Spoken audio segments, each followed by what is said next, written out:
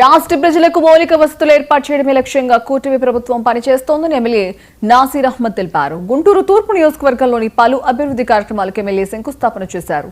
అభివృద్ధి పదంలో గుంటూరు తూర్పు నియోజకవర్గం ముందంజలో ఉందన్నారు. గత ప్రభుత్వంలో ఈ ప్రాంతం అభివృద్ధికి నోచుకోలేదని విమర్శించారు. కూటమి ప్రభుత్వం అధికారంలోకి వచ్చినప్పటి నుంచి అనేక అభివృద్ధి కార్యక్రమాలు చేస్తూనే ఉందని చెప్పారు. అందరికీ నమస్కారం.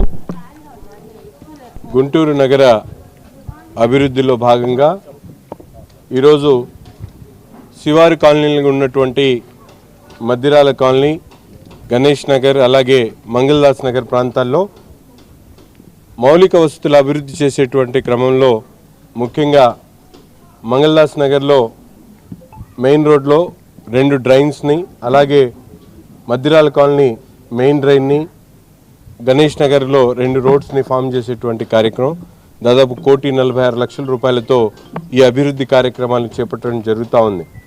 ముఖ్యంగా పేద బడుగు బలహీన వర్గాలు నివసించేటువంటి ఈ ప్రాంతాల్లో గతంలో కనుచూపు మేరలో కూడా అభివృద్ధి కార్యక్రమాలు నోచుకున్నటువంటి పరిస్థితులు ఈరోజు కూటమి ప్రభుత్వం ఏర్పడినప్పటి నుండి ప్రతి ఒక్క కాలనీలో కూడా అవసరమైనటువంటి రోడ్లు కానీ, డ్రైన్లు కానీ, వీధి దీపాలు కానీ కార్యక్రమాలన్నీ కూడా చేపట్టడం జరుగుతూ ఉంది.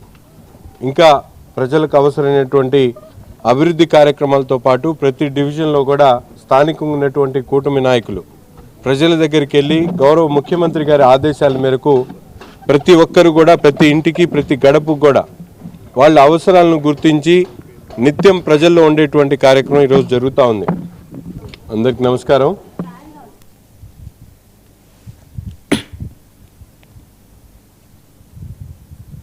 గ్లోబల్ సమ్మిట్ ఫుట్బాల్ అందాల పోటీలకు